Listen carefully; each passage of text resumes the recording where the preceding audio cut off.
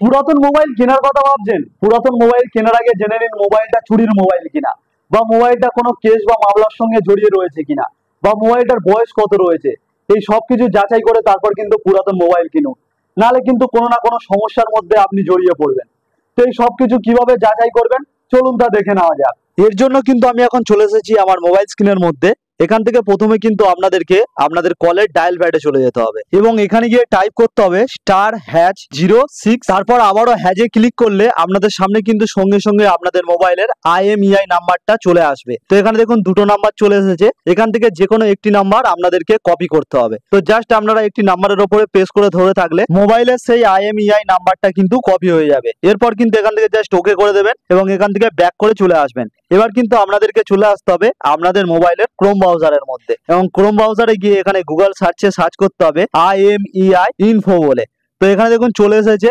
তো এখানে জাস্ট কিন্তু আমি এখন ক্লিক করে দেবো। এখানে ক্লিক করার সাথে সাথেই কিন্তু আপনাদের সামনে এরকম সব লিঙ্ক চলে আসবে। তো প্রথমে দেখুন যে লিঙ্কটি রয়েছে IMEI.info বলে। তো এখানে কিন্তু আপনাদেরকে ক্লিক করে দিতে হবে। এখানে ক্লিক করার সাথে সাথেই কিন্তু নতুন একটি ইন্টারফেস চলে আসছে এবং প্রথমে দেখুন একটি সার্চ করার অপশন রয়েছে। তো এখানে কিন্তু আপনারা যে IMEI নাম্বারটা কপি করে এনেছিলেন, তো এখানে কিন্তু জাস্ট আপনারা পেস্ট করে দেবেন। এরপর পাশে ব্লু কালারের চেক IMEI বলে একটি অপশন রয়েছে। তো এখানে কিন্তু আপনাদেরকে জাস্ট ক্লিক করে দিতে হবে। তো এখানে ক্লিক করার পর কিন্তু এখানে একটু লোডিং হয়ে ভেরিফিকেশন চলছে।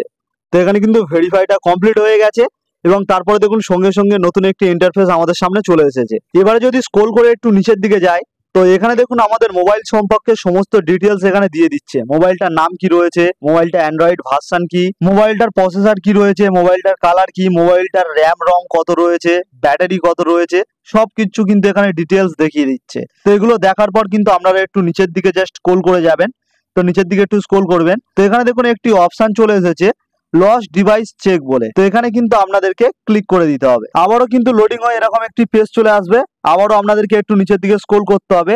তো এখানে দেখুন একটি অপশন চলে এসেছে চেক লস্ট বলে। তো এখানে কিন্তু আপনাদেরকে জাস্ট ক্লিক করে দিতে হবে। তো একটু লোডিং হয়ে কিন্তু আবারও আপনাদের সামনে এরকম একটি অপশন চলে আসবে।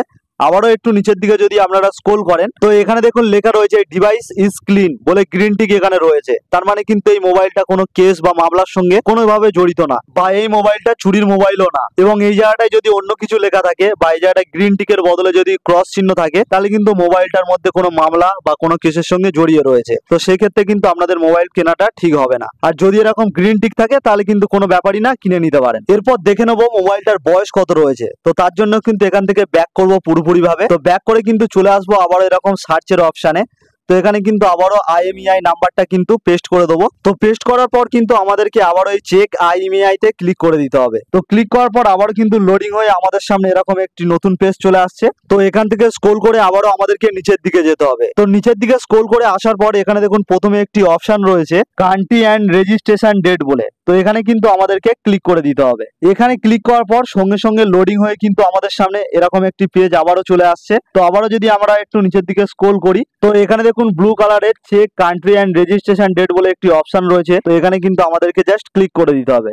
তো এখানে ক্লিক করার পর আবারও কিন্তু একটু লোডিং হয়ে কয়েক সেকেন্ড দেখাচ্ছে। তো এবারে দেখুন মোবাইলটার সমস্ত ডিটেলস এখানে দেখিয়ে দিচ্ছে। আর একটু স্ক্রল করে যদি নিচের দিকে যাই, তো এখানে দেখুন রেজিস্ট্রেশন ডেটটাও দেখিয়ে দিচ্ছে মোবাইলের 26/3/2021। তো এবারে কিন্তু আপনারা জেনে যাবেন আপনাদের মোবাইলের বয়স কত হয়েছে। তো আপনারাও কিন্তু পুরাতন মোবাইল কেনার আগে এগুলো চেক করে তারপর কিন্তু মোবাইল কিনবেন।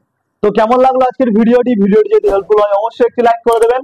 আর এরকম ভিডিও পেতে আমার চ্যানেলটিকে সাবস্ক্রাইব করে রাখবেন।